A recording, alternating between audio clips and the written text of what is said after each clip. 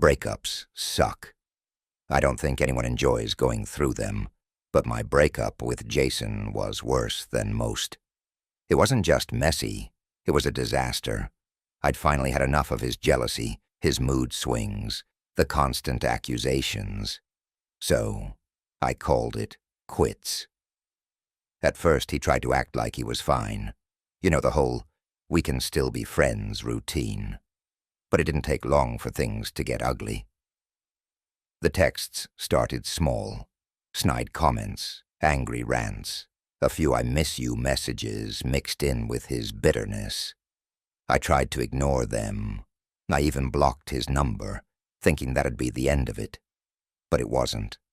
A week later, I started getting messages from a number I didn't recognize. The first one was just a simple, "Hey, miss me?"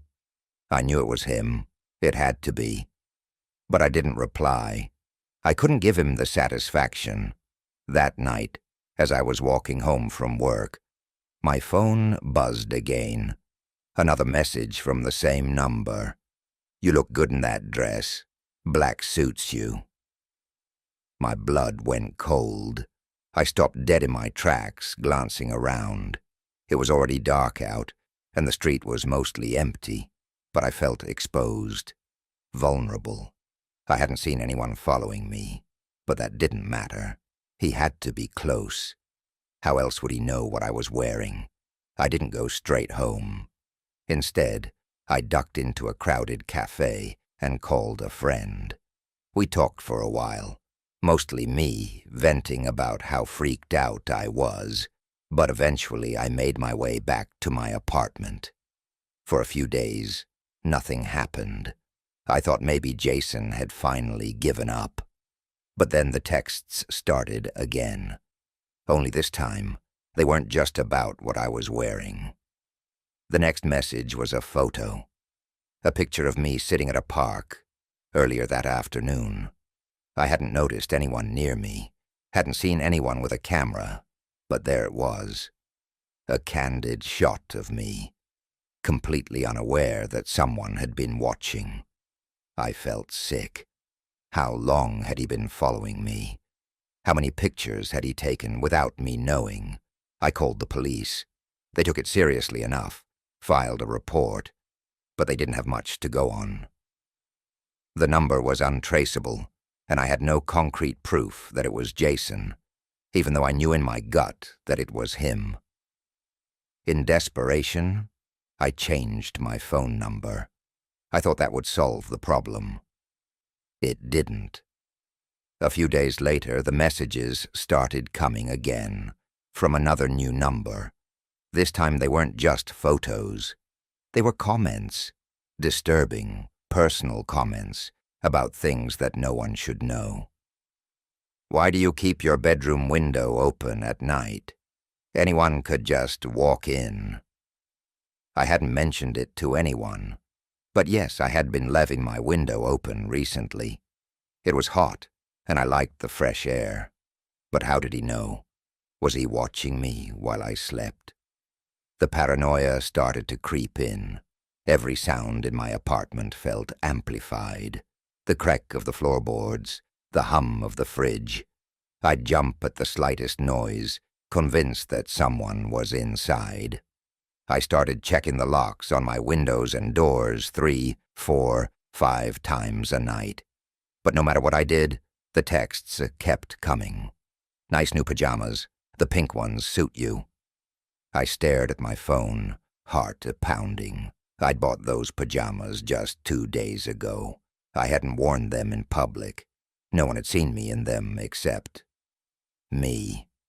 I felt like I was losing my mind. I started avoiding my own home, staying with friends whenever I could. But that didn't stop the messages. If anything, they got worse. "Why aren't you home? I miss our little chats." It was like he knew where I was, what I was doing, no matter where I went. I couldn't escape him. Then one night I came home late, exhausted after crashing at a friend's place for a few days. I just wanted to shower, crawl into bed, and forget about everything for a while. But as soon as I stepped inside, I knew something was wrong. There was a smell, a faint, metallic smell, like blood hanging in the air. My stomach churned. I flicked on the lights and immediately noticed the front door hadn't latched properly behind me. Had it been like that when I left? Or had someone else been in here? I didn't want to know, but I couldn't stop myself. Slowly, I walked toward the bathroom. The smell got stronger the closer I got. My hand was shaking as I reached for the door handle, dreading what I might find inside. When I opened the door, my breath caught in my throat.